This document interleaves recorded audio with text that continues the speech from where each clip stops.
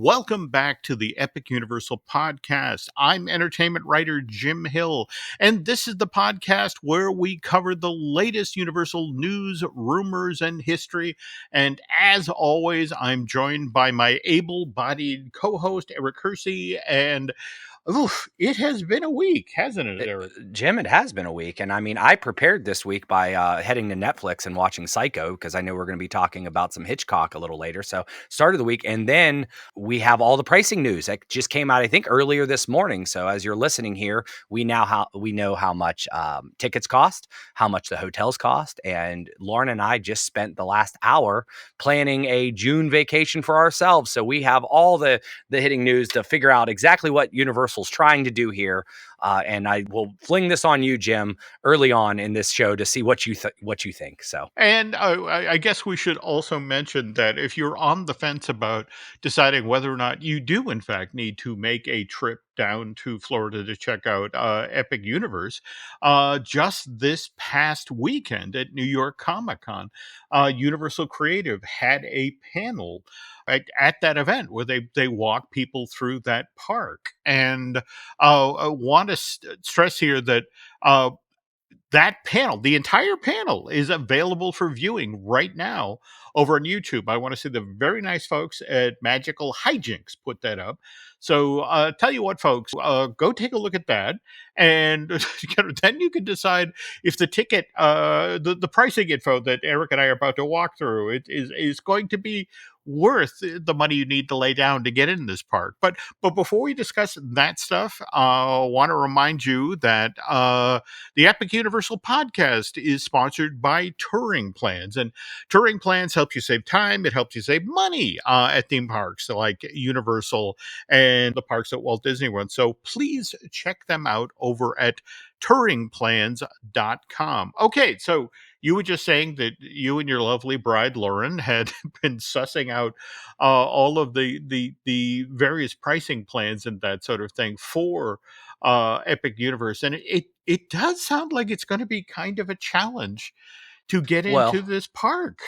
Jim, and it's even more of a challenge when you're trying to do this from a phone. We're trying to price. I'm like, all right, Lauren, you click on this, I'll click on this, and we'll compare the prices to see, because we're trying to figure out the best bargain. Okay. But if you haven't seen, it is, for the most part, they're allowing you to do 3-day tickets. Okay, so the way this works now, you can essentially buy a 3-day ticket, but you'll be able to get 1 day guaranteed, so to speak, into Epic. And the other 2 could be, depending on what your options are. You can do a Volcano 4-day pass. You can do a multi-day park-to-park kind of deal. But if you want to get to Epic, you can at most buy a 3-day ticket, and one of those days will be available there. With that being said, we kind of priced it out. I saw it as low as $117 for a single day, like one park per day. But then also you can see it kind of go up to, when we were pricing it out, it was I think $151 per ticket for when we were looking in June. So it's around that price point. I guess, Jim, my question to you is, have you seen something like this before? It's unique that they're saying, hey, 3 days, you have to do this. You're going to end up going to these other parks and we'll give you one of those. I think it's kind of genius from a get as much money as you can, because a lot of people will just buy one ticket. But has this happened before? To be honest, I am not aware of this. I mean, mind you, remember back in '89 when MGM opened and Disney could then start selling 3 and 4-day tickets to the parks at Walt Disney World. And as we saw that push on with Animal Kingdom in '98 or thereabouts. But this, to my knowledge, is different in that you have to buy a multi-day ticket to get access to this park. Right. And don't get me wrong, I understand that for the first year, especially given the IPs, when you think about the passionate Nintendo fans, or for that matter, the Potter fanatics, there's going to be demand to get into this park. And also, it's the first year, which is when you kind of are learning how your park operates. So the fact that they seem to be putting sort of an artificial ceiling on the number of people who can get into these parks each day, it's kind of interesting. Right. Well, this is what I thought was interesting also, because you go through the frequently asked questions on the page, and one of the questions was, Mhm, are there park reservations? And there are mhm, not park reservations, and they very much say they will be monitoring the mhm, attendance levels of the parks essentially and being able to adjust, which is interesting how they'll be able to do this. And this is where I'd love Len's opinion on this, because how do they do that? Because we're not, you buy a 3-day ticket, you're going to be at Epic on one of those. How do mhm, they kind of figure that out? And when do they decide that they're going to open up to annual pass holders or one day? Because in the writing, it is, this is what's available now. And at a mhm. later date, we will open it up to annual pass holders or single day or multi-day options. There's really no polite way to say this, Eric. Literally need to get this park open to figure out how it operates. Right. I mean, think about it. The conceit for Epic Universe, the portals. Okay, Mm-hmm. it's not a question of like a Disney park. Like, in fact, once upon a time, Disneyland, when it opened in '55, for example, you went through the castle and you went into the Fantasyland. And if you wanted to go to Tomorrowland, you had to come out through the castle and then go into Tomorrowland, or for that matter, go into Frontierland. There was no bleed, there was no interconnection between the lands. I want to say the only land that you could get from Adventureland to Frontierland, but that was it.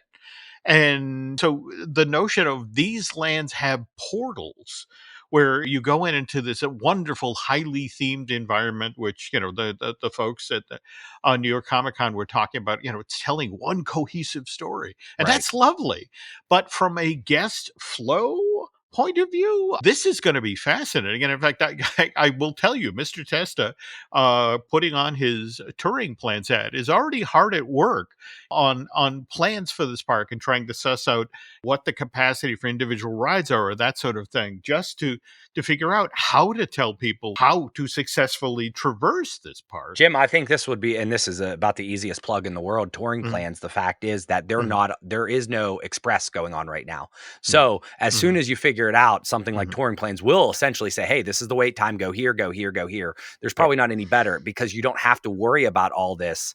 I'm going to pay to skip. Everybody will wait in line, and Mhm, there will be an optimal way to figure this park out and base it off of, but it's still going to be difficult to know how many people are going and so yeah. forth. So it's very interesting, and I think the ticket prices are they're not very much out of line. I looked at the same price for No, Disney, and no. it's $161 during that Mhm, same. I looked at opening week mhm, for Epic, and I went over to Disney to see how much it is. It's $161 to get in the Magic Kingdom.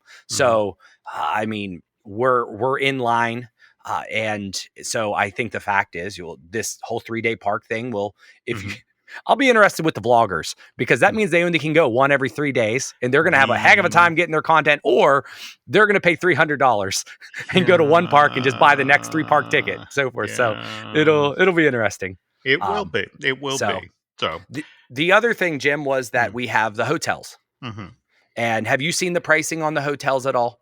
I was, looking at the document you prepped for tonight, and I have to admit, I'm genuinely intrigued by the how the value, the Stella Nova and the Terra Luna stacks up against, well, Disney's own values, right? Right. Well, we looked at it, and I mean, granted, this is flex pricing, so it's as low as, and they're announcing as low as 134, and Mhm, that's off of a discount. So it was, I think, the original price was like $200, mhm, and they're discounting it at 134. mhm, And with that being said, obviously different time frames and so forth, but that is significantly lower mhm, than the values, in my opinion, at the Walt Disney Worlds, which is mhm, about 193 when I was looking. mhm, But I was really intrigued though by the Helios being mhm, 293, and this is deemed as a resort that's connected to the park. mhm, I mhm, looked over at Disney and I looked at the same exact thing. Let's just say we're going to say contemporary, connected to the mhm, main park, so forth. right. That was $700. so, Yeah. so we're looking at a total difference, and it looks to me that they're pricing aggressively to fill these rooms and to get people to try it Mhm, and get market share and essentially get people involved. You can't go to the park all 3 days, but you could stay there for all 3 days, mhm. and that's how I looked at the pricing structure here. It's also worth noting here that, Universal, I mean, yeah, for example, Endless Summer, the would you call that a moderate or a value? Oh, it's a value. We're staying Okay, there. We're gonna okay. stay there. We're gonna give it a try. Okay, but here's the thing. If you compare the hotel room there, at Endless Summer to, say, a value on Disney property, just the size of the room and the amenities and that Right. sort of thing. I I mean, think you can sleep 6, right? I mean, we could sleep yeah. 6 in there, and it's less than $100, I think, most of the year. Yeah. And it's not that far. I mean, we looked at it, and originally I just said when we stayed there this year, I Mhm, said, I want to stay as close as possible. But then mhm, you realize you still have to take a bus to the City Walk. It's not that much of a difference. So I don't even feel like that's going to matter as much. Where, like, even if you stayed at Terra Luna, mhm, Stella Nova, the busing system was fine. There was buses there all the time. I was very mhm, impressed by how mhm. quickly we got places and how seamless it was. Oh, So yeah, yeah. I would gladly stay in the Mhm, brand new Epic mhm. resort and Yep. be fine understanding that the bus, yeah, we're across town, but it's not Mhm. like you're walking anyway. Oh, no, and more to the point, I mean, for example, if we double back to, Endless Summer for a moment, again, that's out on iDrive, on built on the side of the old Wet and Wild, but but Universal was quite proud of the fact that guests who got on the bus there actually made it over to, the drop-off point to then get through security and over. They actually, the folks who were staying out on iDrive actually got to the drop off point faster than the folks who were staying on property at Cabana Bay, who also used the buses. Jim, I thought that same thing, and that's why this time when we're going, I'm like, "Hey, let's stay over to Endless Summer. It's Mhm, cheaper.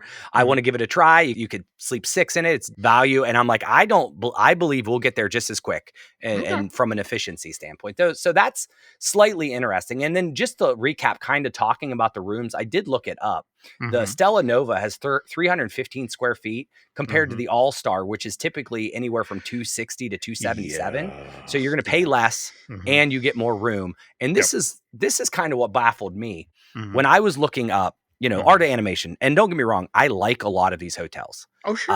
Mhm, But when I looked it up, it was you could stay at the mhm, Art of Animation for $293, or you could stay mhm, at French Quarter for 303, or you mhm, can stay at a brand new hotel at the mhm. Helios Grand Hotel for 293. That's connected to a theme park in Yeah. which at least one day you're going to walk across and not have to deal with transportation. Yeah. Yeah. I mean, they're priced aggressively. Now, granted, I haven't been in a Helios room. I haven't really looked at it, but boy, Mhm. if that's going to be one of their big hotels, I think Yeah. it's in their signature collection. Mhm. They priced it to the point where they want people to stay there and try it out. Oh, no, absolutely, and but more to the point, they want people to try it out and then go home and evangelize for, "Oh my god, I stayed at the hotel that was right up against the new theme park, and, Right. we got right in, and it's so much fun." So it's like, I mean, there is definitely method to Universal's madness here. In fact, and we've talked previously about, for example, with the Endless Summer Hotel. I literally had folks at Universal tell me that the plan there was to operate that hotel on iDrive at a loss for 7 years, with the idea of you would build up a clientele that would go there, have a great Hmm. time, come back, and it would then become their hotel when they vacationed in Central Florida. That they have good time, they get nostalgic, let's go back there. And I mean, it's in a weird sort of way, it's the Disney nostalgia business plan. Yeah, no, I think it's genius. I don't anticipate they'll make a go at a loss for this one. Mhm. So I say book those hotels rooms as fast as you can. Get it off your bucket list, and when it jumps up to $500 a night, you can say you got a heck of a discount. So There you go. There you go. Very smart. Get in early because I think we're going to see these prices jump again. That's dependent on, of course, people really enjoying the park and great word of mouth happening. And we'll know more as of May 22nd of next year.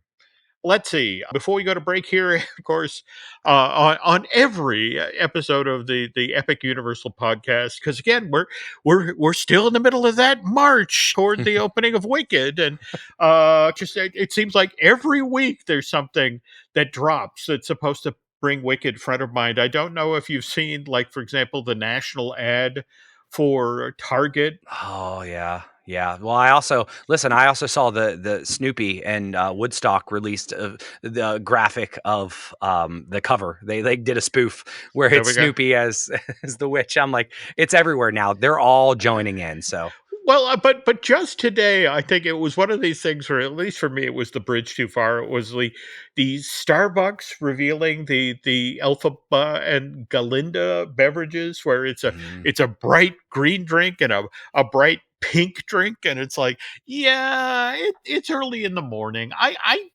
want my coffee. I don't need Technicolor right now. I've always questioned, Jim, those Hmm. green drinks when people are I'm like, I don't know what if it's kale, what kind of thing, but at least I guess there's a good excuse to drink a green one now. There we go. There we go. Okay, so and again, folks, this is our show that's going to drop just before Halloween, and in honor of that, we're going to talk about the original scary thing that used to be at Universal Studios Florida, and that has to do with a certain Alfred Hitchcock. But first, this. And we're back. All right. So again, on this show, folks, we like to celebrate the history of Universal Studios Florida when we can. And this being the time of year it is, I want to talk about the first Halloween theme that was ever done at Universal in Florida. And well, to sort of give you a little background here, uh, back in the late 1960s, Eric, if when Mouse House managers were trying to get across how Walt Disney World in Florida would be different from Disneyland in California, they typically point to the Magic Kingdom central icon, which was Cinderella Castle, 189 feet tall, which is more than twice the size of Anaheim's castle. Tallest tower there is 77 feet tall. But if we now jump ahead to the late 1980s, to be exact, we're talking about the second week of October in 1988. And Eric, this is almost 2 years before Universal Studios Florida is going to first open its doors to guests on June 7th, 1990. And the folks at MCA Universal want to get across to Orlando locals that their theme park is going to be very, very different from the one that Disney operates down the road. So how do they do that? Not a giant castle, right? Not a giant castle, but at the same time, they do build something of size. They bring in all of this earth moving equipment, and they then move over 60,000 cubic yards of earth to build this 22-foot tall hill that's 3/4 of an acre in size. And by the way, where they built this hill on the 423 acres that they bought for to build their theme park art, very carefully chosen. They deliberately built this mound so that people who were driving by on Kirkman could Okay. see whatever was going to be built up on this hillside. But again, the idea is, want to show the world, not a Magic Kingdom. So what do you build? The Psycho House. Right. Okay, but wait, it gets better. This copy of the Psycho House is completed just in time for Halloween night 1988. And so at dusk on October 31st, it's dramatically lit up. So again, so you're going by in Kirkman, Huh. you look over and like, oh, that's different. And by the way, if you had a strong enough set of binoculars, or if you had a camera with a really good telephoto lens, if you could zero in on the second floor of the house, there in the window, there she is, No. You Mrs. could see Bates, Mother, right? Mother Bates in her rocking Wow. chair. Okay.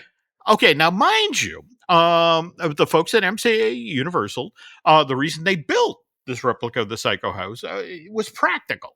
Again, got to remember from the get go, Universal Studios Florida wasn't just a theme park; it was supposed to be a working studio, and one of the very first things that was supposed to be shot down in Florida, there at the working studio, was Psycho 4, which was a project that Universal Pictures had announced back in July of 1986, right on the heels of the theatrical release of Psycho 3. And where this especially gets interesting is that um, because they wanted the very first guests, when they came through the gates of this $630 million project to see not a theme park, a working movie studio, Universal decided to actually push the start of production on Psycho 4 the beginning. So, and I want to stress here, by the way, that Eric did his homework for today's show. You sat down and actually watched Psycho and the Birds. Is that right? Well, I watched Psycho. I started The Birds. It was late at night. I'm doing my work. I was like very upset that a Rear Window wasn't on a streaming platform. But I will tell Mm, you guys, there's still time.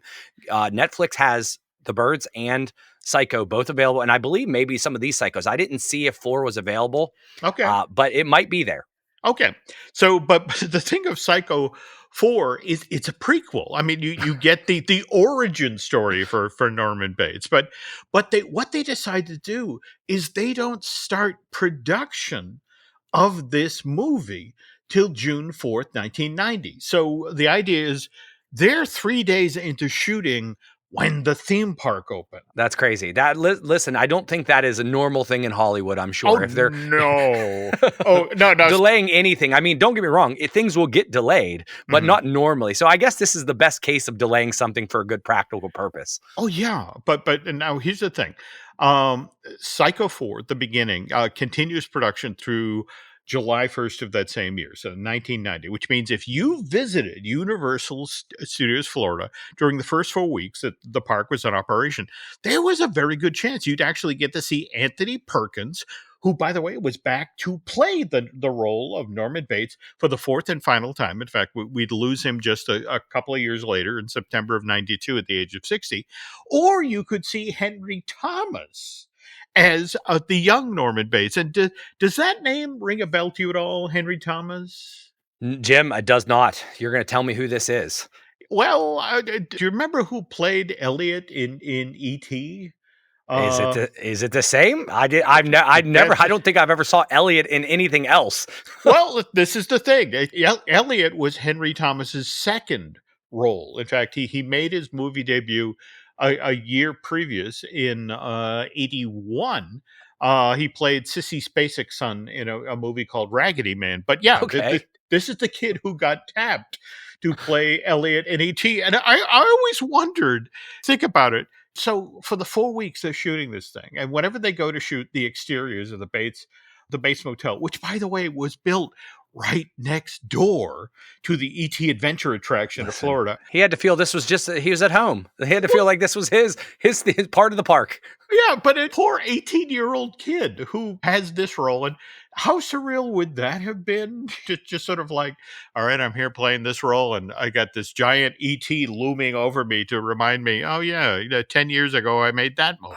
Please tell me he was the first person to ride that attraction. Like literally the first person to get on a bike with the ET in front. Wow, I will have to look into that. Oh, and of course, the irony is that Anthony Perkins, again, kind of ironic that he's making a movie at Universal Studios Florida, because if he were to walk off the set of the Bates Motel and go into the physical theme park and go up to the front of the park, he could have gotten online for Alfred Hitchcock, The Art of Making Movies, where he would have then been able to watch himself Right. playing the MC of this attraction during the portion of the show that then recreated the shower scene from the original Psycho. And oh, by the way, Eric, worth noting here that Alfred Hitchcock, The Art of Making Movies, is remembered today as one of the very first theme park attractions that basically was rated PG-13. There were signs in the queue to the effect of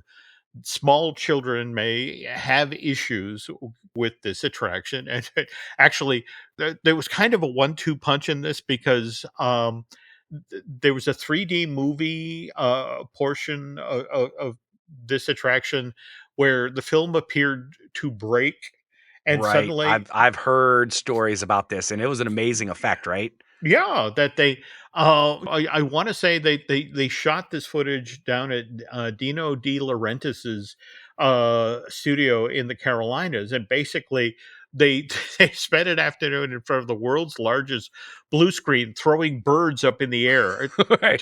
to create the 3D effect of you sitting there in the audience and being attacked by birds. But The other reason that this thing was rated PG or PG-13 was that they then recreated the shower scene right down to, there was a Universal team member in a flesh-colored leotard in a shower that then got the curtain jerked back, and there was Mother Bates with her knife. And by the way, worth noting here, of the first four female team members who were hired to play the Janet Leigh role in Alfred Hitchcock, The Art of Making Movies, one of them then went on to become really for real Hollywood famous. That Cheryl Hines from Okay. Curb Your Enthusiasm, Yeah. So 8 hours a day, she got fake stabbed. Oh, by the way, again, it's a theme park, Eric. So of course, you watch the 3D movie portion, you see the live stage show with the reenactment of the shower scene. Now, of course, you're funneled into the gift shop, which, by the way, had some of the best per square foot sales of any stores at Universal Studios Florida. And this was because you could buy, well, first of all, you could get hand towels that said the Bates Motel, which of course, Okay, that's nice. all right, I'm looking on eBay now. I think Lauren's going to be highly upset with our new laundry. There we go. And then you could actually get a copy of the souvenir, as a souvenir, a copy of the room key that Norman gave Marion Crane when I'll put you up in cabin 1. So if you're a film fan, it's like, all right, I have a key from the Bates Motel for cabin 1. That's a keeper. But evidently the biggest seller of all, and these sold like hotcake, it was a shower curtain. Only the gimmick of the shower curtain is that it has the silhouette of Mother Bates with the knife, and it's just like any film fan is like, oh yeah, I'm buying that. That's taking pretty that great. home. That is kind of great. So now, it would be so lovely to say that you could go experience these things. You could see the Bates Motel, or you could go to Alfred Hitchcock, The Art of Making Movies again, but um, both of these attractions, the park, have been gone for more than a decade now. Now, first to go, Eric, was the Psycho House and the Bates Motel. Now that got pulled down in the winter of 1998 to make room for Curious George Goes to Town, which was part of an expansion of the Woody Woodpecker Kid Zone at Universal Studios Florida. And then in January of 2003, Alfred Hitchcock, the Art of Making Movies, that closed to then make room for Shrek 4D, which opened right there on the production central portion of this theme park, May 23rd of that same year, 2003. And then I guess the real irony of this story is just in the past year or so, we lost both Curious George both. and Shrek 4D with Villain Con Minion Blast. That opened up where Alfred Hitchcock, The Art of Making Movies, that opened August 11th of last year, 2023. And that was part of the Illuminations Avenue Minion Land project at Universal Studios Florida. And then Curious George Goes to Town. Well, that closed in January of last year, 2023. So the Woody Woodpecker Kid Zone could then be transformed into DreamWorks Land, which only just opened. In fact, just before you and the family went down for your visit to we the got park. to witness it. Yeah, we Yeah. missed out on everything else, but we got to do that. We did Kung Fu, the training camp down there. There's is that where that was? It was towards the back, wasn't it? That's it exactly. Curious, if you want to hang out with Poe, that's pretty much where Curious George and the ball crawl used to be. And now, on the other hand, worth noting here that this Florida film set, the Psycho House and the Bates Motel, did have one last hurrah. Now, the film, I wish I could tell it was released theatrically. It wasn't. It was Psycho for the beginning, wound up on Showtime in fact, November 10th, 1990. And it's like, oh, come on. This is a Halloween movie. Right. Why are you opening this in November? We're already moved on to Christmas by then, Jim. Oh, God. you say that, but again, I was in my Target just this week, and it just sort of like we were 2 weeks out from Halloween, and Christmas had reared its ugly head, just sort of like or excuse me, festive head. That's like, oh, yeah, I don't know, we're putting on the review, pal. But anyway, this film set gets one last hurrah. Almost a year after Psycho 4: The Beginning airs on Showtime, at the very first Halloween Horror Night. Now, just so the purists out there, I know, the first one wasn't called Halloween Horror Night. It was called Universal Studios Fright Night. But here's the thing, Eric. The Florida version of the Bates Motel was the setting for Fright Night's big musical show, which was called Beetlejuice's Graveyard Tours. And I want to be clear here, different from Beetlejuice's Graveyard Review. Oh, okay. All right. And this show, which was written by Ron Schneider, one of Epcot's original Dreamfinders, not to mention the original creative supervisor at Universal Studios Florida, this thing redefined meta. Okay, the show starts off. Again, as the audience, you're sitting in front of the Bates Motel. In fact, you're looking at the parking lot, which now has become a graveyard. I don't know if Norman's been making improvements. But anyway, the Bluesmobile comes around from the back of the hotel and runs out of gas. And who steps out of the Bluesmobile? Of course, Jake and Elwood.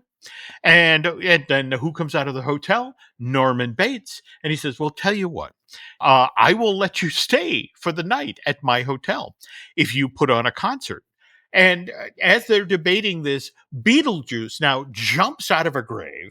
All right. And it's like, well, if you need help presenting your concert, I know a few people. And of course, the few people that he knows are the Universal Classic Monsters, who also come out of the grave and do musical numbers. And then, of course, the kicker is, well, how do you top a show like that? You bring back the king.